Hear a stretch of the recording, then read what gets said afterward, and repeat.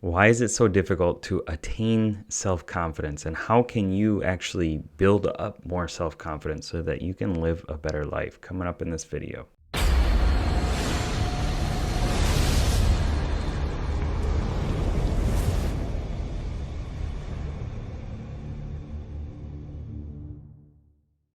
What's up, legend? It's Sherman here from Geek Psychology, where I help geeks, gamers, and creatives to play life better. I'm trying something a little bit new just because I got this Obsidian program and I just kind of want to mess around with giving better notes and videos and stuff like that. So what's in it for you? Why would you watch this video? Well, if you want to learn how to be more confident and why you've struggled so far, I think I'm going to get into it in this video in a way that you can actually like grok it and understand it, and then bring that into your life so that you can do more of the things that you want. Because lack of self-confidence is such a limiting thing for a lot of people, and it's something that I hear a lot in the comments and in one-on-one calls and things like that is how do I actually have more confidence to do the things that I want?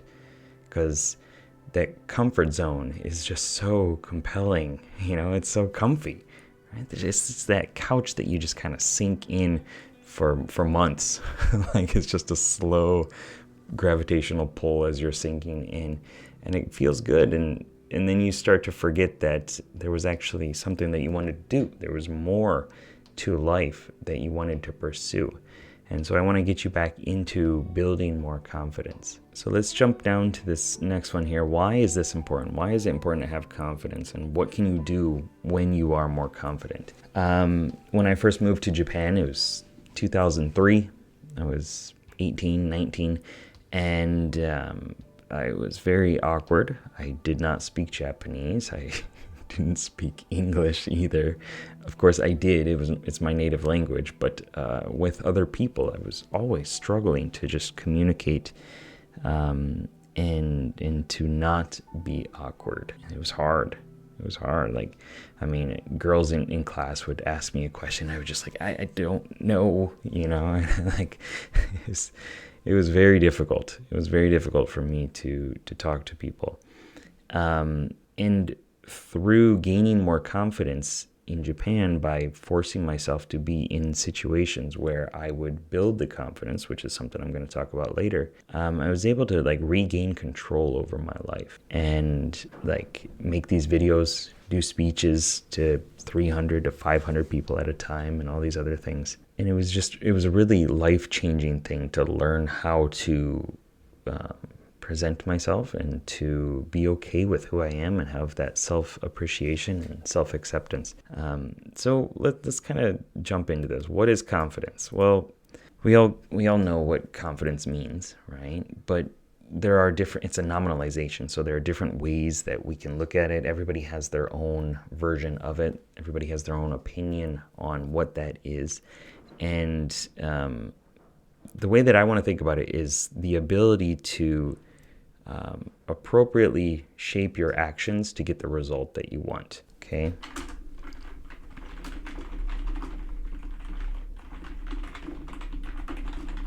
Actions to get the result that you want.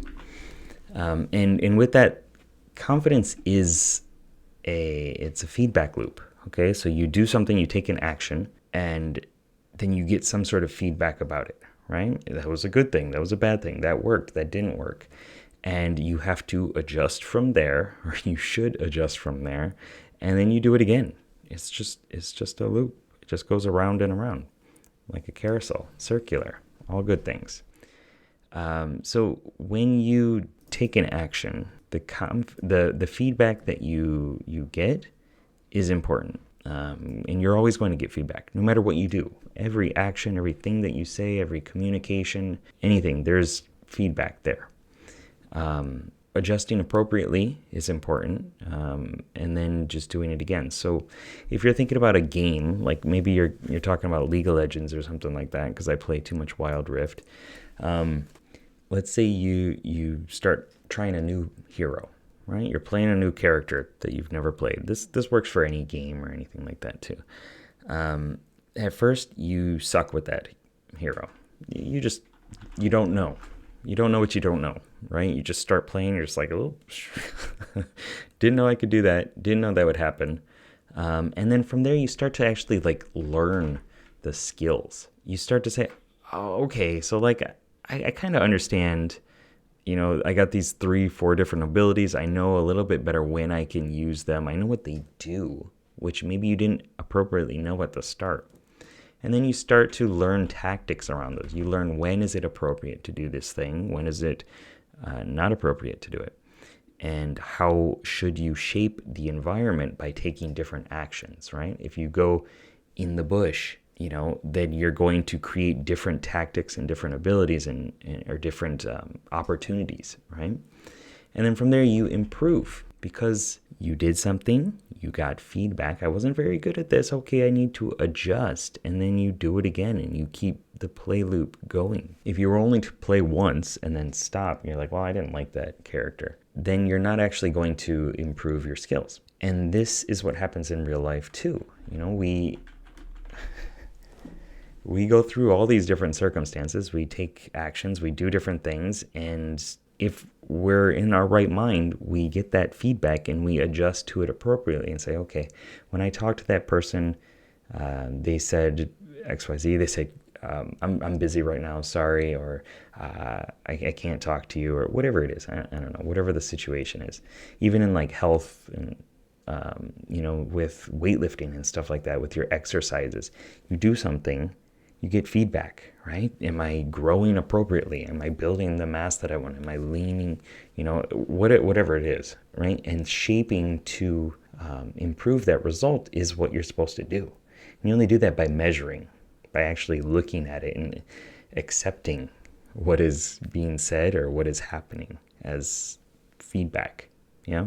The problem, though, is that we focus on the negative result a lot of times, especially when it comes to this question of how do I attain self-confidence and why is it so difficult? Because we're only looking at the negative stuff. We're only looking at the difficult parts, the bad stuff, instead of saying that it's all feedback. Whatever it is, anything that happens is just feedback. It doesn't mean that you are good or bad necessarily or anything like that. It's just, this is stuff that happened. I did this, I put this action into the system, and that was the result that I got. Okay, well, that wasn't what I wanted, so I need to do a different action. We complicate it because it's tied to our ego. It's tied to our identity and how we view ourselves and things like that. But really, it doesn't have to be. One thing I just want to talk briefly about here is the Mandel triangle. I'll just right here. Mandel triangle. This is that triangle. Okay, that's fat fingers for you. This is who I got my Neo-Ericksonian hypnosis certification and training from, is Mike Mandel. And within this, he's got a little triangular model here that's confidence, congruence, and conviction or intention. And basically, it's an equilateral triangle that the more you expand one, the more another one expands. Okay, so if I'm not very confident and I take more actions and pay attention to the feedback and adjust and do it again and fill that loop, then my confidence is going to grow. And because my confidence has grown, my congruence and my conviction or intention can grow too. So to kind of break that down just a little bit more without going too deep into it, your congruence is like how you approach the situation. Like if I'm making a video and I'm fidgeting a lot or something like that, then you're not going to think that I have a lot of confidence. If you approach somebody and you pee your pants, then they're probably going to think that you don't have a lot of confidence. But if you walk up to them and you got your shoulders back and you smile and you're just like a genuinely nice, honest, open person, right? I think they're going to appreciate that. In terms of a game, if I'm incongruently playing, so maybe like based off the tactics, like I don't really know how to use my character, so I'm playing in the wrong lanes, or I'm just taking like crazy actions and stuff like that. that will probably shrink my confidence because I'm not like measuring it appropriately, right? I'm doing things that are outside of context, that don't fit within that context. And I think it causes a lot of back and forth struggles and problems and things. In terms of intention or conviction, there's so much to be said from like what you want out of a situation. If you approach a situation and you know exactly what you want, and you've kind of like fed that into your mind first, your unconscious mind is going to notice it and find it and pick up the patterns and things like that. And it's going to help you create more opportunities for yourself. So anyway, that's the Mandel triangle. And I suggest you look it up. So just briefly, how can you apply this? Why is this important? Expanding that a little bit more. If you look at the life domains, LIFE, so logic, ideas, feelings, and experiences. This is what I call the dichotomies in terms of thinking, feeling, intuiting, and sensing. If you look at logic in an outer way or offensive kind of way, that's extroverted thinking. So this is about strategizing. It's about taking command of your life and setting goals and reaching those goals. If you have confidence around that, you are going to achieve more in life. Brought to the inner world, your logic, your understanding of how things work. If you really understand something at a deep level and why it came about, and you understand the specifics of how the system works, kind of like this model here, and you have a good, clear mental model for it, you're going to have confidence because you know what to expect, logically. With ideas, your intuition, your ability to pick up patterns and things like that, in the outer world, confidence comes in the way of like, I know that whatever happens, I'm going to be okay. Like, I trust my intuition to, like, if I set a goal, to kind of pick up the stepping stones along the way to get me to that goal, to get me to where I want to be. And that brings a lot of confidence, because if you know that whatever happens, you'll be okay, you can kind of do anything you want. In the inner world, taking your ideas to the inner world, if you have this kind of this vision for where things are going, and you know what to, kind of where your North Star, your Polaris star is, then it's also another guiding path that's going to help you just kind of trust that things will work out, In terms of feelings, feelings in the outer world, the values that other people have, the reading the culture, reading the room, being able to people. If you're confident in that domain, you can bring people together. You can create a movement towards what you want. You can express why something is important for everybody and bring more people on board. And the more people you have on board, sometimes it can be difficult, but if you know how to confidently manage those things and manage what certain people think is important and things like that, then you can achieve a lot in life, my opinion anyway. In the inner world, your feelings, if you understand what really resonates with you, not just unifying other people, but what resonates with you and your convictions, your values, your conscience, it really helps you to like say, this is who I am, and whatever's happening out there, I don't really care. Like, I'm gonna be me. You can say whatever you want. It doesn't really affect me, because I know who I am. I know what I want. I know what's important to me. That is a true source of confidence. Coming from an INFP like myself, I find that extremely important. Two more.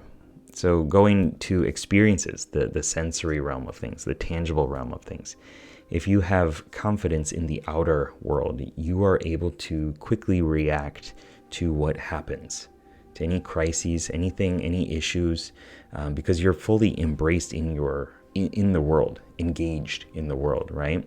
Like, whatever happens, you can quickly be attuned to that and jump on it if you need to. And I think, the ESFPs that I've met in my life are extremely confident in that domain, because that's their superpower. We all have our superpowers. It's just a matter of learning the language around those and appreciating them. Building a house is something that I am not confident in. But if I were more confident in crafts and things like that, or just using my hands, paying attention to my surroundings, I think that I could be more like present and just appreciate whatever is happening around me, and experiences in the inner world, kind of a more defensive approach, stabilizing. It's really important in terms of like understanding your hero's journey and understanding like what happened before, what were the struggles, what was the like threshold, what did I do to put me into a new aspect, a new world, and through there, like the struggles that I had, the skills that I learned, kind of appreciating your autobiography, I suppose, and knowing that like through this journey of struggling and then gaining new skills and then repeating the cycle in a different kind of spiraled out way, I think we gain a lot of confidence in all the lessons that we've had in life. And with the ability to implement that into our future, we can really like pull from this vast well of experiences and knowledge and things like that. I realized that I didn't scroll down, so I just scrolled down there. It's my first time, okay? This is about building confidence. This is about taking an action, doing something different, getting feedback. That's feedback right there. And then learning to adjust from there, implementing the experiences and the knowledge. Case in point. And one more thing in terms of, what is the timeline of confidence? When you have no confidence and you think about your past and your present and your future, it's dreary, it's dismal. It does not seem good. All those bad things that happened in the past, okay, that means that's why today sucks so bad, and that's why I'm never going to improve my life. But if you cultivate confidence in this knowing that whatever it is, it might be just a complicated success, right? It's, something didn't happen exactly how I wanted, but I'm going to adjust from there. I'm going to take different actions. And there's going to be some bit of learning or knowledge that has come from that. So in terms of having confidence and looking at your timeline, you can look back at your past and say, one, you can rewrite it through timeline work, through hypnosis and neurolinguistic programming. You can go back into your past memories and you can rewrite them. You can take different actions with your mind, and that actually changes the neural circuitry, right? You're creating new pathways. You're creating new ways of thinking about things and options and memories as well. Just by recalling a memory, you change the memory. So why not recall it as a way that serves you better, and then looking at the present, whatever happens, I'll be fine. It'll be okay. I can just take that as a learning process and put more actions, put more experience into the situation, move my XP needle, experience needle, until I level up more. And think about the more that you do level up, the more that you think with intention and build this congruence and confidence, the more your life is going to improve in the future. It's an exponential thing. So why not start now? And if you are interested in starting now, I suggest you go to courses.geekpsychology.com, or you can check out bio.geekpsychology.com and get the Hero Maker framework. It gives you a lot of lessons like this, and in a kind of a slideshow, presentation way that will really serve you in your life and help you have more confidence in many different domains. Keep up the lifelong questing. Good luck, have fun. Thanks for sticking with me through this style of video. Let me know how it went. Peace.